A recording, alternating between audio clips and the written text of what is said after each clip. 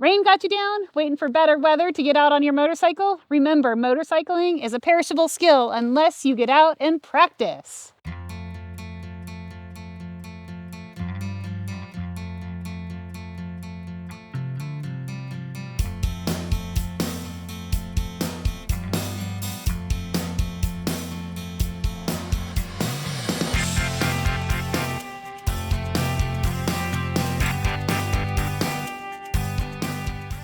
Every spring, we see accidents that could be preventable with practice. This is why I am so glad that Misty with My Moto Friends organizes monthly skills days. It is on my calendar, rain or shine.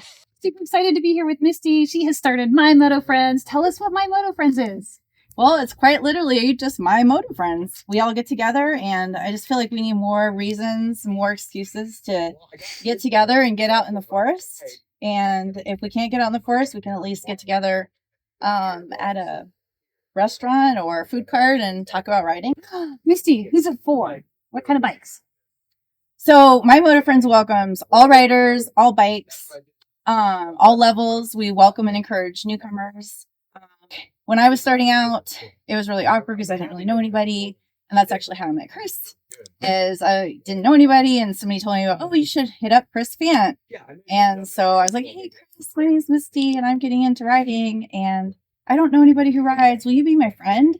And of course, Kris was like, yes. So really, you could say that you're my original moto friend. Yay. So thank you, Kris. But sometimes I hear, Kris, I don't know what to practice. I know, I've been there too. So here's a few things you can practice whether your bike is snowed into your garage or you have access to a year-round, if wet, play area like we do here. 3 things you can do without ever leaving your garage. First, the bike is completely balanced when you have it neutral on 2 wheels. Everybody heard this the last time we rode, but some of you haven't been here for a while, so how heavy is your bike when it's perfectly balanced? It doesn't weigh anything at all, right? So one of our first lessons is really just getting used to like, where is that middle weight on the balance? Middle balance point, so that it weighs nothing. So that we can walk around our entire bike with a finger. Maybe 2 fingers, depends on the day. Depends on the person, yeah. But yeah, so your job is to just be able to walk around your bike. Most important lesson in this is honestly breathing, right? Everybody, including me, I started doing this and I was like, turns out being all stressed out transfers directly to the bike and makes it really hard to keep at the balance point. But when you're breathing, you're not really like thinking about it, you're talking to your friend about tires and BDRs, it gets really light and it's really easy. Tell it again. The smiling? Yeah, smiling releases happy chemicals in our brain. So if we're feeling bummed out, instead of like being sad, we can actually just practice smiling. And if you don't feel like smiling, stick a pencil in your mouth. When you stick a pencil in your mouth, your lips go into the posture of smiling, and it releases happy chemicals in your brain, and you'll feel better and silly. I love it. Isn't there also one where you can make yourself go ha ha? Yeah. Oh yeah. And who's done laugh yoga? Yeah. Laugh yoga? Yeah, wrong crowd. No, they made me do it once. Oh. Doing the circle breathing, you know, like all those group sections.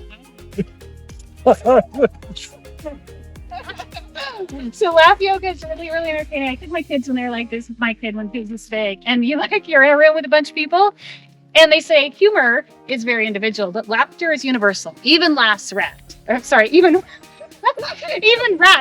There we go. How do rats sound when they laugh? I don't know. So we could try. Let's try to be rats. This is like total laugh yoga, right? Like, that's like a rat laugh. Oh my gosh. But literally, they have you walking around the room. They're like, all right, now we're all going to be trained. Cannot not dissolve into laughter. Laughing with anybody? Every time we come to a stop, only use 1 foot on the ground because you never know when you're going to be on uneven surface. One of the ways we can practice this is sitting with the bike off and put 1 foot down at a time. And you can also practice that standing up on the bike, coming over to the other side, keeping the bike completely still just like you did when you walked around the bike in each direction. The third thing that you can do is put these two things together in static balance. Pulling that bike up onto the two contact patches of the tires, that's all that's touching the ground. Turn your handlebars all the way one direction or the other, and then slowly stand up on your motorcycle, keeping it balanced without any feet on the ground. See how long you can do that, and do an internet search, because there's a whole lot of tricks that people do when they do that. Next thing you can practice if you can get out of your garage is slow speed maneuvers. And this is something that you can need a little bit of space for, but you can ride down to your Safeway parking lot, or if you're lucky enough, you can get out into the woods. And slow speed maneuvers look like starting with clutch control. So very slowly, easing off the clutch, you're sitting on the bike, and you just move your bike into the position where you're easing out on the clutch and easing in on the clutch. I like to think of my clutch as not an on and off switch, but that there's like 5 positions there. There's actually infinite positions, but we'll go with 5. So I might, if I'm just rocking the bike, I might go out to 1 or 2 and then back into 0, and out to 1 or 2 and into 0. And then when I want to just slowly hop the bike forward, 1 step at a time, I might go out to 2 or 3 and back in. 2 or 3 and back in. And then eventually you might get out to 3 or 4 and slowly walk your bike as you're easing your clutch out. So the other thing that I think is really helpful to do is slow speed turns. We use slow speed turns obviously off-road, but we also use them in parking lots, we use them in parking garages, and the tighter that you can turn your bike, the easier it is to maneuver your bike. Slow speed turns take a lot of skill and a lot of practice, and they build on everything we've talked about. So you're going to be balancing your bike, you're going to be slipping your clutch ever so gently, and you're going to have that full lock, if you can, handlebar turn while you're looking over your shoulder. Your bike is going to lean one direction while your body leans another direction. That creates what we like to call the V of traction, giving you the most amount of traction that you can while you turn your bike.